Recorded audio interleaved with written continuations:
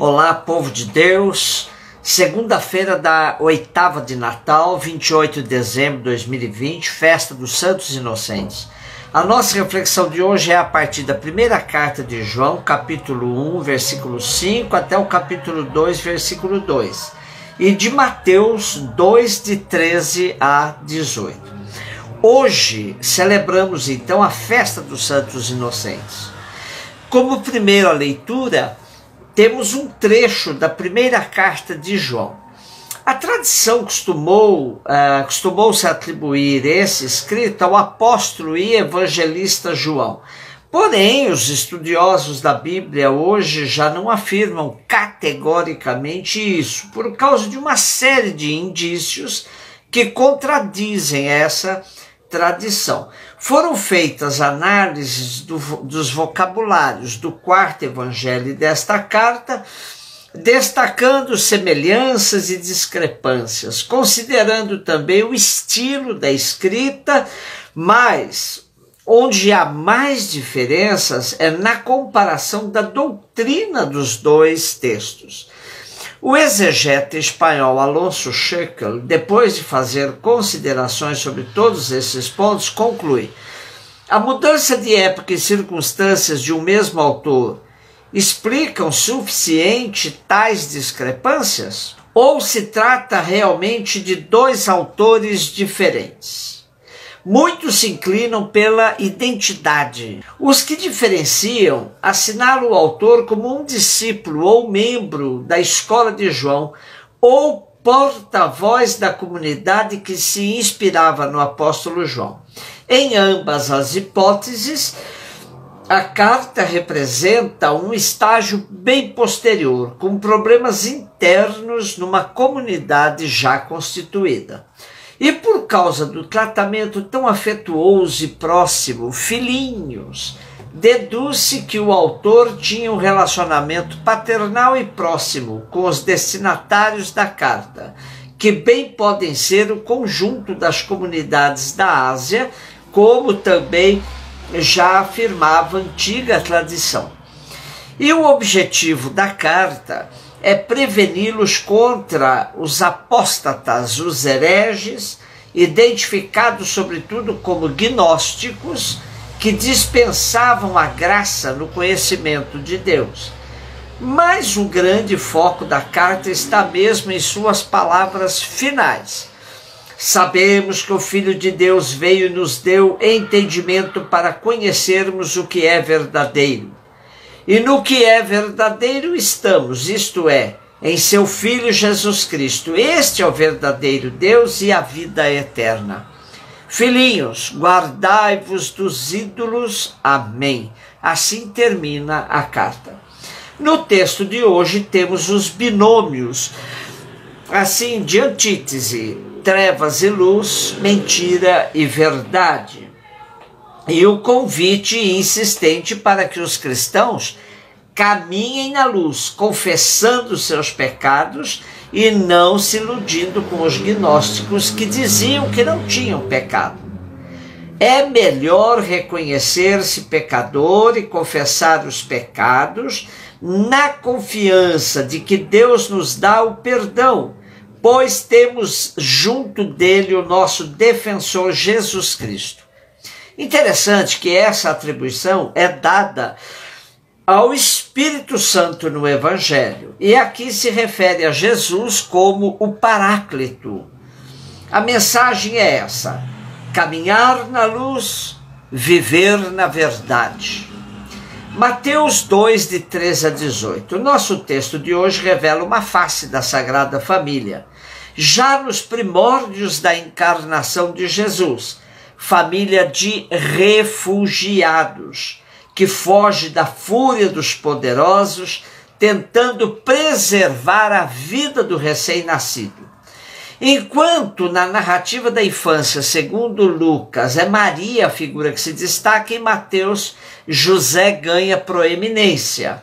É ele que, por meio de mensagens de anjos em sonhos, se decide assumir Maria como esposa, fugir de Herodes para o Egito, voltar e desviar a rota por causa de Arquelau, filho de Herodes, tão sanguinário quanto o pai, e voltar a viver em Nazaré da Galiléia, quase que como escondido e protegido das fúrias dos poderosos. Também outro dado interessante, são muitos os paralelos entre o nascimento de Jesus e o de Moisés, como que indicando uma intenção do evangelista Mateus. A matança de meninos hebreus inocentes é uma semelhança, o Egito como destino comum a Jesus e a Moisés, a concretização da profecia se aplica aos dois, do Egito chamei meu filho, e a profecia de Raquel que chora seus filhos, segundo Jeremias, faz-nos ver que Jesus, como o Messias procurado e recusado, o sinal de contradição em quem se realizam as promessas de Deus e as esperanças dos pobres, e a condenação de outro. Jesus é o novo Moisés, o novo libertador do povo. Essa festa que hoje celebramos é chocante, pois só de imaginar a morte em massa de inúmeras crianças, vítimas da fúria de alguém que quer permanecer no poder e, para tanto, persegue e mata todos os que ameaçam seu trono, nos deixa horrorizados. Depois daquela imagem tão doce no presépio, cercado por José e Maria, vemos agora Jesus fugindo com seus pais para um país estranho em defesa da vida. Infelizmente, esse sentimento de horror que nos assalta ao tomarmos conhecimento deste fato da história de Jesus menino, não nos leva hoje a nos assustar com tantas crianças assassinadas de maneira covarde pelas forças de repressão de hoje. O que se convencionou chamar de vítimas de balas perdidas, na verdade, são os novos santos inocentes de hoje, atingidos pela irracionalidade de pessoas embrutecidas pelo sistema de morte que impera no nosso país.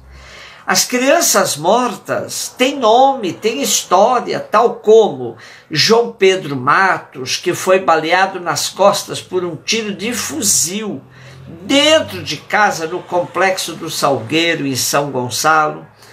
Como ele, 10 crianças já foram mortas a tiros esse ano no estado do Rio de Janeiro, de acordo com o levantamento da ONG Rio de Paz.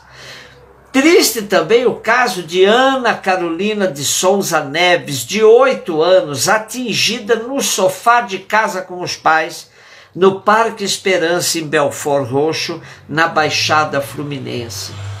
Maria Eduarda, outra, foi morta aos 13 anos, baleada no pátio de uma escola municipal em Acari, na zona norte do Rio.